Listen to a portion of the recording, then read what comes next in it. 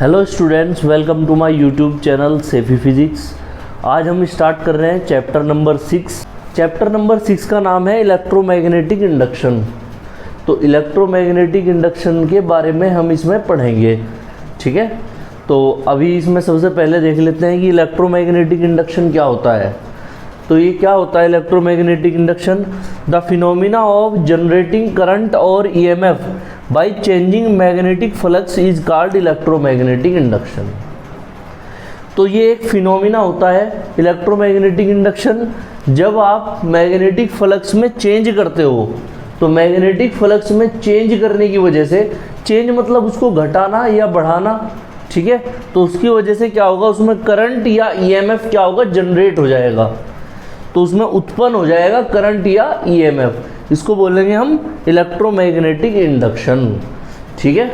इसके बाद आता है यहाँ पर मैग्नेटिक फ्लक्स। जब हमने चैप्टर नंबर 1 पढ़ा था तो उसमें इलेक्ट्रिक फ्लक्स आया था। इलेक्ट्रिक फ्लक्स क्या होता था वहाँ पर? इलेक्ट्रिक फ्लक्स होता था जो number of electric field lines होती थी जो यूनिट एरिया से निकलती थी, उनको इलेक्ट्रिक फ्लक्स बोलते थे, उनकी संख्या को। इलेक्ट्रिक फील्ड लाइंस की संख्या जो किसी यूनिट एरिया से निकलती थी। सेम ऐसे ही वहाँ पे चार्ज के लिए होता था। Electric field line positive charge से निकल के निगेटिव चार्ज में एंटर करती थी। यहाँ पर क्या है कि जो मैग्नेटिक फील्ड लाइंस हैं वो नॉर्थ पोल से निकल के साउथ पोल में एंटर करती हैं, उनकी संख्या, ठीक है, वो क्या होगा, उनकी संख्या जो यूनिट एरिया से निकल रही है उसको मैग्नेटिक फ्लक्स बोलते हैं। तो सेम ऐसे ही वहीं के जैसे यहाँ पे जैसे इलेक्ट्रिक फ्लक्स, ऐसा ही magnetic flux. The number of magnetic field lines passing through unit area is called magnetic flux. जो number of magnetic field lines हैं जो किसी यूनिट एरिया से निकलती हैं उसे बोलते हैं magnetic flux. It is denoted by 5b। 5b से इसको डिनोट करते हैं। देखिए सबसे पहले एक एरिया ले लो, ये एरिया ले लो इस तरह से, ठीक है। ये एरिया हो गया, इसमें से मैग्नेटिक फील्ड लाइंस निकालनी है।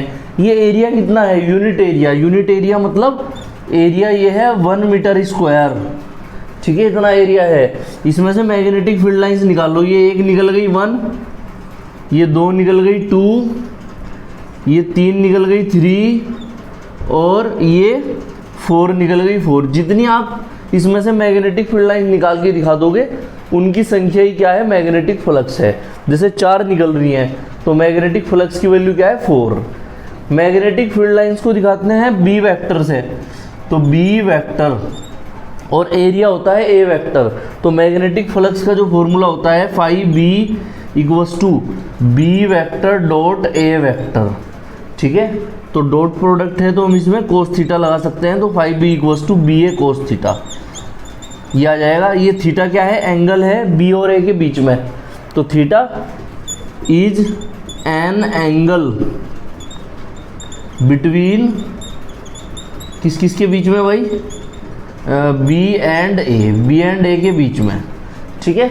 और जो मैग्नेटिक फ्लक्स होता है वो स्केलर क्वांटिटी है। देखो यहाँ पे वेक्टर नहीं लगा हुआ, बी जो है मैग्नेटिक फील्ड, इस पे भी वेक्टर लगा हुआ, ये भी वेक्टर क्वांटिटी है। एरिया पे भी वेक्टर लगा हुआ, ये भी वेक्टर क्वांटिटी है। बट 5b पे नहीं लगा हुआ, तो ये स्केलर क्वांटिटी है। जिस पे वेक्टर नहीं लगा होता वो स्केलर, और जिस पे लगा होता है वो वेक्टर। तो 5b is a scalar quantity. ये क्या है, स्केलर क्वांटिटी है ये। देखिए एक वर्ड यूज हुआ है यहाँ पर ईएमएफ, ठीक है। इलेक्ट्रोमैग्नेटिक इंडक्शन की डेफिनेशन में आया था ये। तो ईएमएफ क्या होता है, एक बार इसकी डेफिनेशन देख लेते हैं, फिर सिंपल लैंग्वेज में समझेंगे इसे। इलेक्ट्रोमोटिव फोर्स, तो ईएमएफ की फुल फॉर्म क्या होती है, electromotive force is defined as the electric potential produced by either an electrochemical cell or by changing magnetic field। तो EMF क्या होता है, एक तरह का इलेक्ट्रिक पोटेंशियल होता है ये, या वोल्टेज होता है जो प्रोड्यूस होता है किसके द्वारा, इलेक्ट्रोकेमिकल सेल के द्वारा, ठीक है। इलेक्ट्रोकेमिकल सेल के द्वारा या फिर चेंजिंग मैग्नेटिक फील्ड, या मैग्नेटिक फील्ड को चेंज करने के बाद, ठीक है।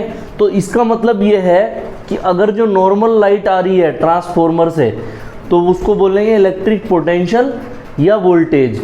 अगर लाइट बैटरी या सेल से आ रही है तो उसे बोलेंगे ईएमएफ। तो ईएमएफ क्या होता है, वो पोटेंशियल या वोल्टेज जो सेल के अंदर होता है या बैटरी के अंदर होता है, ठीक है, या वो पोटेंशियल जो मैग्नेटिक फील्ड को चेंज करने की वजह से आएगा।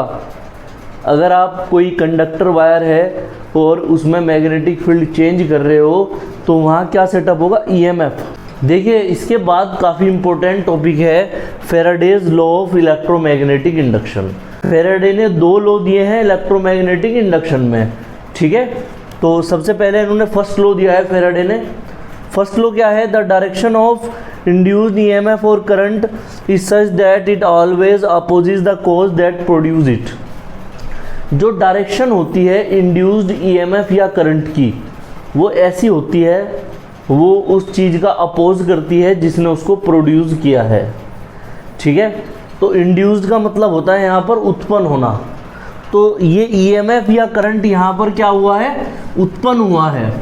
कैसे उत्पन्न हुआ है, ये हमने जब इलेक्ट्रोमैग्नेटिक इंडक्शन की डेफिनेशन पढ़ी थी वहाँ पे भी पढ़ा था कि जब हम मैग्नेटिक फील्ड में चेंज करते हैं तो वहाँ पर क्या होता है, ईएमएफ या करंट क्या होता है, जनरेट हो जाता है या इंड्यूस्ड हो जाता है। तो यहाँ पर ईएमएफ या करंट जो इंड्यूस्ड हुआ है, जो उत्पन्न हुआ है, वो अपोज करता है, विरोध करता है किसका, जिसने इसको प्रोड्यूस किया है, ठीक है। तो जो इसको प्रोड्यूस करेगा उसी का ही ये अपोज करेगा। मतलब जिस मैग्नेटिक फील्ड के चेंज होने की वजह से ये ईएमएफ या करंट सेटअप हुआ है, उसी मैग्नेटिक फील्ड का ये अपोज करेगा, या जो मैग्नेटिक फील्ड प्रोड्यूस करने वाली जो भी चीज़ है उसका ये अपोज करेगा। जहाँ से भी मैग्नेटिक फील्ड प्रोड्यूस हो रहा है, चाहे वो कोइल से हो रहा हो, चाहे वो मैग्नेट से हो रहा हो, तो उसका ये अपोज करेगा, ठीक है। इसके बाद it is also called Lenz law, इसको लेंज लॉ भी बोलते हैं। चलिए इसके बाद it is a consequence of the law of conservation of energy. ये law of conservation of energy का कॉन्सिक्वेंस है। इसका मतलब ये है कि ये law of conservation of energy को फॉलो करता है, ठीक है। इसका मतलब कि इसमें भी law of conservation of energy क्या होगा, अप्लाई होगा। देखिए फैराडेज का सेकंड लॉ, तो फैराडे का जो सेकंड लॉ है ये फॉर्मूले से लिखा जाएगा। तो एक बार इसके लॉ पढ़ लेते हैं, क्या कहा गया है इसमें। According to this law EMF is equal to the negative rate of change of magnetic flux. इस लॉ के हिसाब से जो ईएमएफ है वो इक्वल होता है negative rate of change of magnetic flux के। देखिए ये ईएमएफ है एप्सिलॉन, और ये इक्वल का साइन है, इक्वल टू किसके, ये निगेटिव है, निगेटिव हो गया, और टाइम से डिवाइड कर रहे हैं तो रेट आ गया, रेट ऑफ, और डेल्टा आ गया तो change, rate of change of phi भी क्या है, मैग्नेटिक फ्लक्स, ठीक है। तो ईएमएफ किसके इक्वल हुआ, negative rate of change of magnetic flux. Delta की जगह पर डी भी लिख सकते हैं, दोनों का मतलब चेंज होता है, ठीक है। दोनों ही चेंज को रिप्रेजेंट करते हैं, स्मॉल डी और डेल्टा। ये यहाँ पर डेल्टा यूज़ किया है, ठीक है। तो डेल्टा का ज़्यादा यूज होता है डी के कंपैरिजन में। तो इसी तरह से फॉर कैपिटल एंड